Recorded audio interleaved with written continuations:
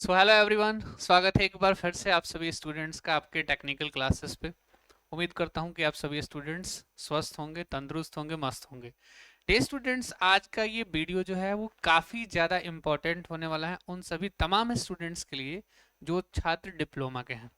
चाहे आप डिप्लोमा किसी भी सेमेस्टर्स के स्टूडेंट हो, चाहे आपका इस टाइम पे 6 सेमेस्टर चल रहा है, फोर्थ चल रहा है, सेकेंड सेमेस्टर चल रहा है, लेकिन आपके लिए ये वीडियो इंपॉर्टेंट होने वाला है। इस वीडियो में एक्चुअल में हम लोग क्या बात करने वाले हैं, उन सारी तमाम चीज़ों के बारे में एक छोटा सा आपको ब्रीफ कर देता हूँ कि हम इसमें जानेंगे कि डिप्लोमा के बाद में हमारे कैरियर ऑप्शंस क्या हैं। डिप्लोमा के बाद हम ऐसा क्या कर सकते हैं जिससे हमारी कमाई अच्छी हो जाए, या यूँ कह दे तो हमारी पढ़ाई भी और अच्छी हो जाए। उन सारी चीज़ों पे हम लोग बात करने वाले हैं डियर। तो स्टार्ट करते हैं सबसे पहले कि सिर्फ डिप्लोमा के बाद क्या क्या हो सकता है। अब जरा ध्यान से देखिएगा, आपके बिल्कुल पीछे कुछ चीजें दिखाई दे रही हैं, आपके सामने ही दिखाई दे रही हैं। इनफैक्ट सर क्या दिखाई दे रहा है कि after diploma government job, PSU job, higher education, best career options आपके लिए कौन कौन से हैं। वो कौन सी ऐसी जगह है जहां पे आप क्या हो सकते हैं, प्लेस हो सकते हैं। उन सारी चीजों के बारे में डिस्कशन होने वाला है। That means it's all about the career options after diploma, जिसमें हम आपको गवर्नमेंट जॉब की तैयारी के बारे में भी बताते हुए नजर आएंगे, पीएसयू एग्जाम्स कैसे क्रैक करना है, उन सारी चीज़ों के बारे में बात करते हुए नजर आएंगे। और साथ में आपके हायर एजुकेशन के बारे में भी हम यहाँ पे डिटेल जानकारी आपको देने वाले हैं। तो सबसे पहले स्टार्ट करते हैं डियर कि अगर हमको जानना है कि सिर्फ डिप्लोमा के बाद क्या क्या चीज़ें हो सकती हैं, है ना। सबसे पहले हम लोग डिस्कस करेंगे कि आफ्टर डिप्लोमा हम क्या कर सकते हैं। देखिएगा ध्यान से एक बार सारी चीजों पे। देखो, डिप्लोमा के बाद आपके रूट्स थोड़े से दो रूट्स निकल जाते हैं सर यहाँ से। कौन कौन से निकल जाते हैं उसके बारे में थोड़ा सा डिस्कस कर देता हूँ। पहला आपका रूट निकल जाता है किधर, पहला आप चले जाते हो हायर एजुकेशन की तरफ। डेट मीन्स उसको हम क्या बोलेंगे, फर्दर स्टडी। क्या बोलेंगे डियर, उसको हम लोग फर्दर स्टडी का नाम देंगे। और दूसरा अगर हम बात करें तो गवर्नमेंट जॉब की, किस चीज की बात करें, गवर्नमेंट जॉब प्रिपरेशंस की क्या करते हैं हम लोग बात करते हैं कि गवर्नमेंट जॉब की हम प्रिपरेशंस कर लें, गवर्नमेंट जॉब की तरफ चल जाएं। एक चीज मैं आपको पहले क्लियर कर दूं, डे स्टूडेंट्स, डिप्लोमा एक 3 साल का कोर्स है, आप सभी को पता है, बताने की जरूरत नहीं है। उस 3 साल को कंप्लीट करने के बाद आपके पास दो तरीके के ऑप्शंस है। पहला ऑप्शन है फर्दर स्टडी। फर्दर स्टडी कहने का मतलब क्या है, बीटेक। क्या है डियर, फर्दर स्टडी कहने का मतलब क्या है डियर, बीटेक की बात मैं आपसे करवा रहा हूं। अब जरा ध्यान से समझिएगा कि बीटेक से, अगर डिप्लोमा के बाद मुझे बीटेक करना है तो क्या करना पड़ेगा। आपका ये कोर्स जो बीटेक का है वो भी आपका 3 साल का हो जाता है, और लेटरल एंट्री के थ्रू आप एडमिशंस ले लेते हो गवर्नमेंट कॉलेज में as well as private college में। तो आपको दोनों तरीके के ऑप्शंस उपलब्ध है। लेकिन सर गवर्नमेंट जॉब की प्रिपरेशंस की बात करें तो बहुत सारे ऑप्शंस आपके पास क्या है, प्रेजेंट है। कौन कौन से ऑप्शंस प्रेजेंट है, कौन कौन से एग्जाम की प्रिपरेशंस कर सकते हैं, उन सारी तमाम चीज़ों पे डिस्कशंस आपको आगे दिखाई देगा। तो सबसे पहले अगर मैं हिट करूं किस चीज़ को, कि सर किस चीज़ को, गवर्नमेंट जॉब को। देखो, अगर मैं गवर्नमेंट जॉब की बात करूं तो दो तरीके की चीजों की बात करते हुए हम आपको नजर आएंगे सर। कहाँ कहाँ, सेंट्रल गवर्नमेंट जॉब की, और दूसरा हम स्टेट गवर्नमेंट जॉब की बात करते हुए आपसे नजर आने वाले हैं। सर सबसे पहले अगर गवर्नमेंट जॉब को भी डिवाइड कर दिया हमने, कैटेगराइज कर दिया दो पार्ट्स में, ताकि चीजें सिंपल हो जाए, आपको सारी बातें क्या हो जाए, समझ में आ जाए। पहले अगर बात करेंगे डियर, सबसे पहले बात करेंगे कि सर सेंट्रल लेवल की अगर मैं बात करूं, सेंट्रल गवर्नमेंट जॉब की मैं आपसे अगर बात करूं तो वो कौन कौन से ऑर्गेनाइजेशन से जहां पे आप क्या कर सकते हो, जॉब कर सकते हो। दूसरा sir estate, estate government job की अगर बात करी जाए तो वहां कहां कहां हम लोग लग सकते हैं। तीसरा एक और है जिसके बारे में हम लोग आपसे डिस्कस करेंगे। Apart from all these things, पहले आपको दो तीन चीजों पे क्लियरिटी हो जानी चाहिए कि सर मैंने कहीं पे भी किसी पर्टिकुलर ब्रांच का नाम नहीं लिया है, मैंने सिर्फ डिप्लोमा बोला है। डेट मीन्स ये जो वीडियो होने वाला है, आप डिप्लोमा के किसी भी ब्रांच से बिलोंग करते हैं, whether you belong from electrical background, electronics background, mechanical, civil, computer science, आप किसी भी ब्रांच के स्टूडेंट्स हो, आपके लिए ये वीडियो जो है काफी ज्यादा इम्पैक्टफुल होने वाला है। सर यहाँ तक बात समझ में आ गया। अब कुछ डिस्कशंस हैं आपके साथ में।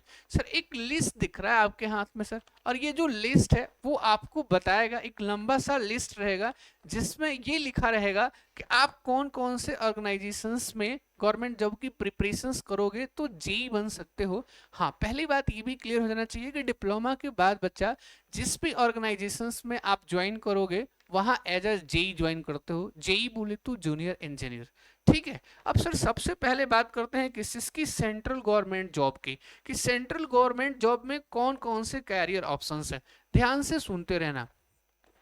सबसे पहले हम बात करते हैं एसएससी जेई की, एसएससी जेई की। दूसरी हम बात करते हैं किस चीज की, आरआरबी जेई की बात करते हैं, और साथ में उसके साथ एक और पोस्ट है सर एएलपी। सबके बारे में ब्रीफ करेंगे, आपको टेंशन लेने की जरूरत नहीं है। फिर हम आ जाते हैं किस पे, इसरो पे, चंद्रयान 3 तो याद ही होगा यार आपको। फिर हम बात करते हैं किस चीज की, डीआरडीओ की। फिर हम बात करते हैं किस चीज की सर, बार्क की। फिर हम, अभी कहानी खत्म नहीं होगी, लिस्ट लंबी है। फिर बात करते हैं किस चीज की सर, इंटेलिजेंस ब्यूरो को, जिसको शॉर्टकट में आईबी बोलते हैं। फिर हम लोग किसकी बात करते हैं डियर, फिर हम बार्क की बात करवा दी है आपसे, आपसे इसरो, डीआरडीओ, आरआरबी जेई। हाँ, अब एक चीज और रह गया सर, यूपीएससी जेई का भी एग्जाम होने लगा है, पिछले कुछ दिनों में देखे गए हैं। और इसके आगे भी बहुत ऐसे डिपार्टमेंट्स, ऑर्गेनाइजेशंस हैं गवर्नमेंट्स के, जिसमें आप जेई लग सकते हैं, जेई बन सकते हैं। बट ये टॉप मोस्ट है, जहां पे सबका एक ड्रीम होता है कि अगर हमने डिप्लोमा किया है तो इन डिपार्टमेंट्स में हम क्या बन जाए, जेई बन जाए। अगर आप कहीं पे भी जेई बनोगे, पैसा तो आपको उतना ही मिलेगा, बट ड्रीम्स जॉब है ये कि यहाँ यहाँ सर हम लोग जेई लग सकते हैं। अब देखिए एक बात ध्यान से सुनिएगा सर, एसएससी जेई क्या होता है। देखो एसएससी जेई जो है, मैं आपको बता देता हूँ, स्टाफ सिलेक्शंस कमेटी होता है, इंडिया लेवल पे एग्जाम कंडक्ट करवाती है ये। और उसमें जेई जो होते हैं बच्चे, वो मैकेनिकल, इलेक्ट्रिकल, साथ में इसका ध्यान रखना है आपको, मेनली मैकेनिकल, इलेक्ट्रिकल, सिविल वाले स्टूडेंट्स होते हैं। और वो सिविल वाले स्टूडेंट्स का इसमें काफी ज्यादा क्या है, बढ़ चढ़ के हिस्सा होता है। दूसरा बात, आरआरबी जेई की बात बोले तो आरआरबी का मतलब क्या है सर, रेलवे रिक्रूटमेंट बोर्ड, जिसको आप सिंपल से लैंग्वेज में कह दो रेलवे। रेलवे में भी आप जेई बन सकते हो, चाहे आप किसी भी ब्रांच के स्टूडेंट्स हो, electrical, mechanical, civil, electronics, computer science. और फिर बात करें उसके साथ एक और पोस्ट है रेलवे में, जिसको एएलपी बोलते हैं, असिस्टेंट लोको पायलट, उसमें भी आप क्या हो, एलिजिबल हो। फिर बात करते हैं इसरो की, space, Indian space research organisation, आपको पता है चंद्रयान 3 को लॉन्च किया था। ये सबका ड्रीम होता है कि इसमें आप क्या बन जाओ, जेई बन जाओ। फिर डीआरडीओ, फिर बार्क की बात करें, इंटेलिजेंस ब्यूरो की बात करें, तो ये ऐसे डिपार्टमेंट्स हैं जहां सभी स्टूडेंट्स का सपना है कि एक बार अगर इसमें जेई लग गए तो हमारा काम हो जाएगा। कैसे जेई लग सकते हो आगे आपको पता चलता रहेगा सारी चीजें, तो यहां तक बात क्लियर होना चाहिए। फिर हम आ गए स्टेट गवर्नमेंट जॉब की तरफ, कि सर ये तो इंडिया लेवल की जॉब है, ये सभी स्टूडेंट्स अप्लाई कर सकते हैं। जी हाँ, आप किसी भी स्टेट से बिलोंग करते हो, आप इक्वली वेटेज है सभी स्टूडेंट्स के लिए, आप अप्लाई कर सकते हो। अब आगे सर स्टेट गवर्नमेंट जॉब की तरफ, देखो स्टेट गवर्नमेंट जॉब में जेई के लिए बहुत सारे डिपार्टमेंट्स हैं, जैसे पीडब्ल्यू डिपार्टमेंट्स है। फिर मैं बात कर दूं, इरिगेशन डिपार्टमेंट है, सिविल वाले बच्चे तो खुश हो जाते हैं इन सारी चीजों को सुन के, भाई इसमें सिविल की कहानी नहीं है, बाकी सारे स्टूडेंट्स भी हैं। जैसे मैं अगर बोल दूं, जल निगम कंपनियां हैं, जल निगम जो कंपनी है, जो जो जल निगम अपना डिपार्टमेंट है, उसमें भी जेई की भारी भरकम सीट आती है सभी ब्रांच के स्टूडेंट्स के लिए। फिर दूसरा इंपॉर्टेंट कि मैं आपसे एक बार डिस्कस करवाता हूं कि सर सबसे इंपॉर्टेंट क्या है sir, state electricity board, state electricity board, क्या बोलते हैं, स्टेट इलेक्ट्रिसिटी बोर्ड, जिसको स्टेट इलेक्ट्रिसिटी बोर्ड कहने का मतलब हर राज्य सरकार की वो विद्युत उत्पादन कंपनियां, उस सब जगह पे आप जेई लग सकते हो, चाहे किसी भी ब्रांच के स्टूडेंट्स हो। खास करके इलेक्ट्रिकल सिविल वाले स्टूडेंट्स जो है, जैसे अगर मैं बिहार की बात करूं तो BSPHCL, अगर मैं यूपी की बात कर दूं तो Uttar Pradesh power corporation limited, फिर आप यूपी RVUNL, ठीक है। फिर बात करते हैं अगर राजस्थान की, RACB की वैकेंसी आती है जेई की। फिर अगर मैं बात कर दूं दिल्ली की, DDA जेई आती है सर। उसके बाद फिर अगर मैं बात कर दूं किस चीज की, अरे कहानी खत्म नहीं होगी, DSSB जेई की बहुत एक लंबी चौड़ी लिस्ट है। बहुत जितने भी स्टेट्स हैं इंडिया में, इवन यूटी जो है, उन सभी में जेई का पोस्ट आता है। तो ये क्या है, आपके लिए खास बात है कि इतने सारे अपॉर्चुनिटी आपके पास है, बस आपको दिखता नहीं है, आपको बताने वाला कोई नहीं है, जिसकी वजह से आपको इन सारी चीजों के बारे में इंफॉर्मेशन नहीं होता है। सर कहानी खत्म हो गई कि नहीं? कहानी खत्म हुई ना भाई। अभी भी बहुत ऐसे ऑर्गेनाइजेशंस हैं जहां पे आपके कैरियर ऑप्शंस हैं। सर उनको भी बता दीजिए एक बार। फिर आपसे डिस्कस करना है कि कौन कौन सी चीजें जो आगे आएंगी, कैसे तैयारी करना है, उसके बारे में भी बात करेंगे। अब आ गए तीसरा और लास्ट, सर PSU। इसको हम लोग बोलते हैं public sector undertaking. Sector undertaking इसका मतलब क्या है सर? ये गवर्नमेंट जॉब नहीं है क्या? अरे भाई साहब ये भी गवर्नमेंट जॉब है, ये भी गवर्नमेंट जॉब है आपका।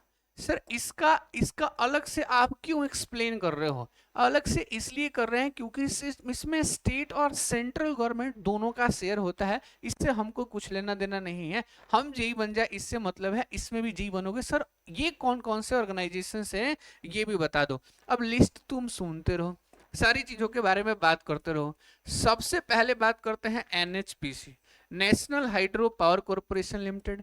फिर हम बात करते हैं किस चीज की? NTPC की डियर। फिर हम बात कर देते हैं किस चीज की?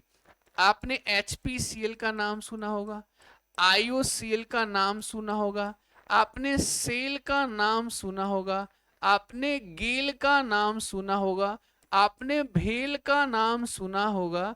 ये सारी कंपनियां जो है ना, ये सारी की सारी जो है। अच्छा NTPC आप थोड़ा सा ब्रीफ कर दूं, क्योंकि आप थोड़ा अब नाम देख के शॉर्टकट लग रहा होगा सर ये क्या चीज है, कहाँ कहाँ पे जॉब है।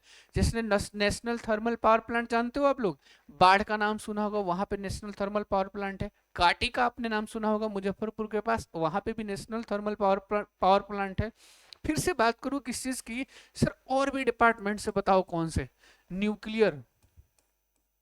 अगर NPCIL की बात कर लें तो वहां भी है सर। उसके बाद में नेशनल NCL बोलते हैं, नेशनल कोलफील्ड लिमिटेड, इसमें भी आपकी जॉब हो सकती है एटसेट्रा। लाइन खत्म नहीं होगी, इतने ऑप्शंस हैं आपके पास कि इस कहानी को अगर और लंबी करनी हो तो बहुत शाम तक चल जाएंगी, देर तक चल जाएंगी। लेकिन आप खुद से सोच लो कि इतने सारे कैरियर ऑप्शंस हैं आपके पास। आपको एक जी बनाने के लिए इतने सारे ऑप्शंस गवर्नमेंट दे रही है आपको। और सबसे इंपॉर्टेंट बात यह है कि भाई साहब सर सैलरी कितनी है? पैसे की तो बात है कि सर पैसे बढ़िया मिल जाना चाहिए। देखो भाई अगर आप जेई लग गए तो 50K प्लस, मतलब 50,000 प्लस आपकी सैलरी होगी। और एज क्राइटेरिया क्या है? एज क्राइटेरिया 18 प्लस होना चाहिए। कहीं कहीं पे 37 भी, कहीं कहीं पे 35 भी मैक्सिमम एज रहता है। और कैटेगरी वाइज वो क्या होता है, चेंजेस होता है, तो उसकी बात नहीं करेंगे। जो इसके स्टैंडर्ड डेटा है मैंने आपके सामने रख दिया है। आप ध्यान से समझ लो कि अगर आप जेई बनते हो तो 50,000 प्लस की सैलरी, बहुत एक हैंडसम सैलरी होती है। और जैसे जैसे टाइम निकलता जाता है वैसे वैसे सैलरी भी आपकी बढ़ती जाती है। बहुत ऐसे ऑर्गेनाइजेशंस अभी भी इसमें होंगे जो हमने स्किप करे होंगे, लेकिन बहुत एक लंबी चौड़ी लिस्ट है, मैंने आपको पहले ही बता दिया है। सर अब इतनी सारी बातें तो समझ में आ गई। अब देखो, अब एक बार थोड़ा सा सर डिस्कस करते हैं कि सर सिलेबस क्या रहता है इसका। सिलेबस क्या होगा, एक स्टैंडर्ड सिलेबस बता दो सर। अब एक बात अब जरा ध्यान से सभी स्टूडेंट्स आप लोग सुनेंगे। अगर मैं सिलेबस की बात करूं तो सबसे इंपॉर्टेंट बात यह है कि जितने भी स्टूडेंट्स हैं, अब सब डिटेल में बात करेंगे, पहले एक बार सुन लो। जितने भी स्टूडेंट्स इस सेशंस को देख रहे होंगे उन सभी स्टूडेंट से एक बात बताना है कि सर इस सिलेबस में सबसे पहले जो आप अपने टेक्निकल सब्जेक्ट्स पढ़ रहे हो, टेक्निकल कहने का मतलब जो आपके SBTE का सिलेबस है, SBTE का जो सिलेबस है आपके ब्रांच वाइज, SBTE का जो सिलेबस है उस सिलेबस को क्या करना है, आपको बहुत ध्यान से पढ़ना है। यहाँ पे एक चीज हमने मिस करा है बहुत ज्यादा important. That is BTSC BTSC JE का मतलब क्या है sir? Bihar technical service commission JE. अभी उसके ऊपर बात करेंगे, डिटेल में बात करेंगे। दैट मीन्स सबसे इंपॉर्टेंट बात बच्चा ये है कि आपको जो एसबीटी का सिलेबस है उसको बहुत ध्यान से पढ़ने की जरूरत है।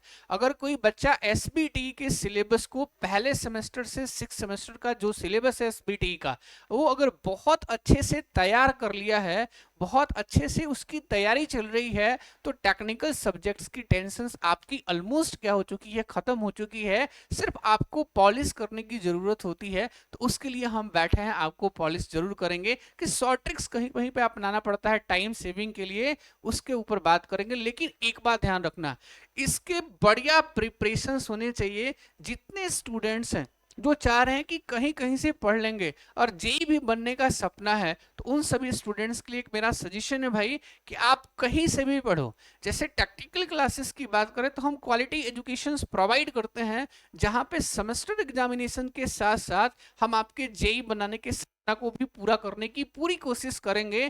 क्यों सर? कंटेंट से आपके सिलेबस जो जो है उसके क्वेश्चंस भी हम आपको करवाते हैं, ताकि आप वेल प्रिपेयर हो सके। सेमेस्टर एग्जाम के साथ साथ जेई की भी प्रिपरेशंस आपकी अच्छी हो जाए। तो कंटेंट वाइज अगर आपको बढ़िया करना है तो टेक्निकल क्लासेस से नहीं जुड़े हैं तो जरूर जुड़िए। प्रॉमिस है आपसे कि आपको अगर गाइडेंस में रहेंगे तो आपको जेई बनने का सपना है उसको जरूर हम लोग पूरा करेंगे। फिर अगर बात कर देते हैं सर, ये तो एसबीटी के सिलेबस की बात हो गई। देखो अभी एक वैकेंसी आई थी बीटीएससी जेई की, बिहार टेक्निकल सर्विस कमीशन की तरफ से एक वैकेंसी आई है, जिसमें लगभग लगभग अराउंड 27-2800 पोस्ट है। ठीक है, सिविल इंजीनियरिंग के या इलेक्ट्रिकल मैकेनिकल स्टूडेंट्स की बात कर लें तो बीटीएससी क्या करी है, सिलेबस में एसबीटी का जो सिलेबस है फर्स्ट सेमेस्टर से 6 सेमेस्टर्स का उठा के एज इट इज कॉपी कर दी है कि यही सिलेबस से एग्जाम में क्वेश्चंस पूछे जाएंगे। होप सो आपको समझ में आ गया होगा कि मैं क्यों प्रिसाइजली बोल रहा था कि एसबीटी के सिलेबस को फॉलो करना है। चलो नेक्स्ट बात करते हैं सर कि सर एक चीज बताओ, एक स्टैंडर्ड सिलेबस बताओ कि सर इतने सारे जगह ऑर्गेनाइजेशंस आपने बता दिए, अब सर यही समझ में नहीं आ रहा है कि इस हर एग्जाम का पैटर्न अलग है। क्या हर एग्जाम का पैटर्न अलग है? जी हाँ, एग्जाम थोड़ा बहुत अलग है। लेकिन सर कोई ऐसी स्टैंडर्ड सिलेबस बता दो आप जहां से आपको कहीं पे भी भटकने की जरूरत ना हो। ऐसी बुक्स आप बता दो, ऐसी स्ट्रेटजी आप बता दो जिससे जेई बनने का सपना 100% पूरा हो जाए। तो उसके लिए हम हैं, stay tune with the technical classes. आपको सारी इंफॉर्मेशंस मिलती रहेंगी टाइम टू टाइम। लेकिन अभी बात करते हैं सबसे इंपॉर्टेंट क्या सर, देखो सिलेबस को दो पार्ट्स में कैटेगराइज कर दिया जाता है। चाहे आप किसी भी जेई की प्रिपरेशंस कर रहे हो, पीएसयू की कर रहे हो, आप सेंट्रल गवर्नमेंट की कर रहे हो, आप फिर स्टेट गवर्नमेंट की कर रहे हो, कोई दिक्कत वाली बात नहीं। अब जरा ध्यान से सुनना। अच्छा एक चीज और भी ध्यान रखना है, जब हमने पीएसयू की बात करी ना, तो इसमें एक चीज को और ऐड कर लेना, नहीं तो वो बुरा मान जाएगी। सर क्या सर? पीजीसीआईएल पावर ग्रिड जो है ना, जहां से आपके घरों में सप्लाई आती है, वहां पे भी आप जेई बन सकते हैं। तो पावर ग्रिड बुरा मान जाएगा क्योंकि उसकी वैकेंसी बहुत बल्क नंबर में आता है, ह्यूज अमाउंट में आता है और हर साल आता है, इसलिए उसको भी ध्यान में रखना है। फिर हम बात करते हैं कि सिलेबस का, तो सिलेबस दो पार्ट्स में टूट जाता है सर। एक कौन सा? टेक्निकल हो जाता है, और दूसरा पार्ट कौन सा हो जाता है सर? Non technical. टेक्निकल पहला पार्ट और दूसरा पार्ट कौन सा हो जाता है? नॉन टेक्निकल पार्ट हो जाता है। इसका क्या रखना, आपको ध्यान रखना है। सिर्फ टेक्निकल में क्या पढ़ना है? टेक्निकल में जितना एसपीटी के अंदर टेक्निकल सब्जेक्ट, एसपीटी का जितना टेक्निकल सब्जेक्ट है, उन सब की तैयारी अच्छे से करनी है। सर क्या वो सारे सब्जेक्ट्स पढ़ने होते हैं? जी नहीं, कुछ ऐसे सब्जेक्ट्स हैं जिसको हम लोग आपको बताएंगे ब्रांच वाइज कि इस ब्रांच में कौन कौन से सिलेबस, कैसे कैसे आपको तैयारी करनी है, कितना कंटेंट पढ़ना है, वो गाइडेंस में रहोगे आपको पता चल जाएगा। लेकिन अभी ओवरऑल बात करें तो टेक्निकल सिलेबस में एसबीटी में जितने सब्जेक्ट्स हैं उसकी तैयारी आप बहुत अच्छे से करो। सर नॉन टेक्निकल पार्ट टूट जाता है बहुत सारे में। सबसे पहले बात करें अगर मैथ्स की, फिर बात करें किस चीज की सर? रीजनिंग की। किसकी बात करें, रीजनिंग की बात करें। फिर मैं बात कर दूं किस चीज की, जीके जीएस की बात कर दूं। फिर मैं करंट अफेयर्स की बात कर दूं। फिर मैं आपसे बात कर दूं किस चीज की, फिजिक्स, आपके साइंस की बात कर दूं। जनरल साइंस की वैसे जीके जीएस में आ जाता है, फिर भी मैं बात कर दूं जनरल साइंस की। तो ये आपको तैयार करना पड़ेगा। और ये सारा जो सिलेबस है up to the 10th level है, अप टू 10th लेवल है। 10वीं क्लास तक जो चीज आप लोग पढ़ के आए हो उसी के ऊपर ये सिलेबस को डिजाइन करा जाता है। तो ये भी मुश्किल काम नहीं है। लेकिन इंपॉर्टेंट बात ये है डियर, इंपॉर्टेंट बात ये है बच्चा, कि आपके टेक्निकल सब्जेक्ट्स और नॉन टेक्निकल सब्जेक्ट्स क्या होने चाहिए, कंप्लीट होने चाहिए। अच्छा, ऐसे ही बात आपको सारे जैसे ब्रांच वाइज जो स्टूडेंट्स हैं, अगर आपकी डिमांड रही तो वीडियो के कमेंट बॉक्स में आप मुझे जरूर बताइएगा कि आपको अगर नीड है कि एक स्ट्रेटजी, एक प्लान सर बता दो जिसके थ्रू ब्रांच वाइज हम तैयारी कर सकें, तो वो वीडियो भी आपके लिए मैं जरूर लाऊंगा। लेकिन आपको इस बात का ध्यान रखना है डियर कि आपको एसबीटी का सिलेबस, जो आपका सेमेस्टर एग्जाम का सिलेबस है, वो काफी ज्यादा इंपॉर्टेंट है। उसको प्लीज पढ़ो, अच्छे से पढ़ो। जो गुरुजी टेक्निकल क्लासेस में आपको पढ़ा रहे हैं उनकी बातों को ध्यान से सुनो, अच्छे तरीके से नोट्स प्रिपेयर करो। बिकॉज वो आपके जेई बनने का सपना जो है ना, वो 70% तो 80% वहीं से पूरा हो जाएगा। तो इसलिए मैं बोलता हूं कि stay tune with the technical classes for more update, more information. मिलते हैं फिर अगले वीडियो में कुछ और आपके लिए, अगर आपकी डिमांड रही तो आपके लिए ब्रांच वाइज में एक प्लान स्ट्रेटजी में तैयार कर दूंगा कि सब्जेक्ट्स को कैसे प्रिपेयर करना है। तो thank you so much for this particular video guys, take care, bye bye, see you in next video.